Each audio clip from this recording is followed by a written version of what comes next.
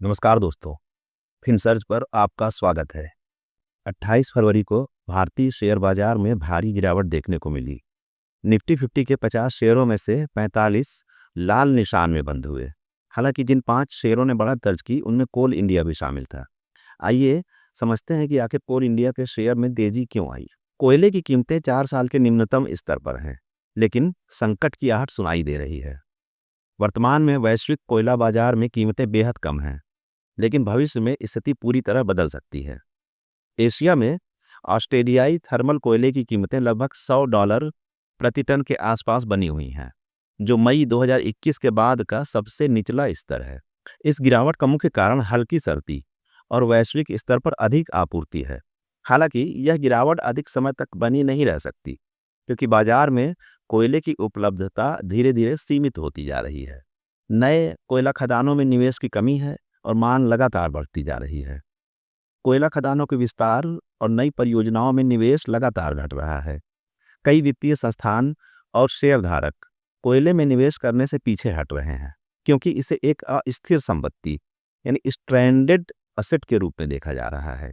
इसके विपरीत भारत और चीन में कोयले की मांग लगातार बढ़ रही है। विकसित देश जो पहले रिन्यूएबल ऊर्जा की ओर बढ़ रहे थे, अब artificial intelligence, AI, data centre और उच्च ऊर्जा खपत वाली औद्योगिक गतिविधियों के कारण फिर से कोयले पर निर्भर होते जा रहे हैं। भविष्य में आपूर्ति संकट और कोयला बाजार में उछाल की संभावना के पीछे मुख्य कारण यह है।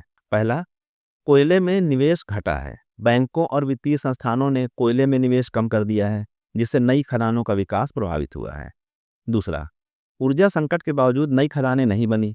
2022 में रूस यूक्रेन युद्ध के दौरान कोयले की कीमतें बहुत अधिक बढ़ गई थीं, लेकिन इसके बावजूद नई खदानों में निवेश नहीं किया गया। तीसरा, भारत और चीन में मांग में लगातार वृद्धि हो रही है। चूंकि ये दोनों देश अब भी ऊर्जा के लिए कोयले पर निर्भर हैं, इसलिए मांग बढ़ने से कीमतों में फिर से इजाफा हो सकता है।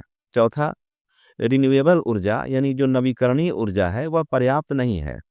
सौर और पवन ऊर्जा का विकास तो हो रहा है, लेकिन यह अब भी कोयले का पूरी तरह से विकल्प नहीं बन पाया है। आइए अब दुनिया में कोयले की बढ़ती खपत का डाटा भी देख लेते हैं। 2030 तक भारत में कोयले की मांग 1.5 अरब टन तक पहुंचने की संभावना है। भारत में कोयले की वार्षिक खपत में 3% की वृद्धि हो रही है, लेकिन उत्पादन उस गति से नहीं बढ़ पा रहा है। चीन दुनिया का सबसे बड़ा कोयला उपभोक्ता और उत्पादक है, और 2023 में वहां कोयले की मांग शिखर पर पहुंचने की उम्मीद थी, लेकिन अब 2027 तक इसमें 1.3% की वृद्धि जारी रहने का अनुमान है। जर्मनी ने अपने कोयला संयंत्रों को बंद करने की योजना फिलहाल टाल दी है।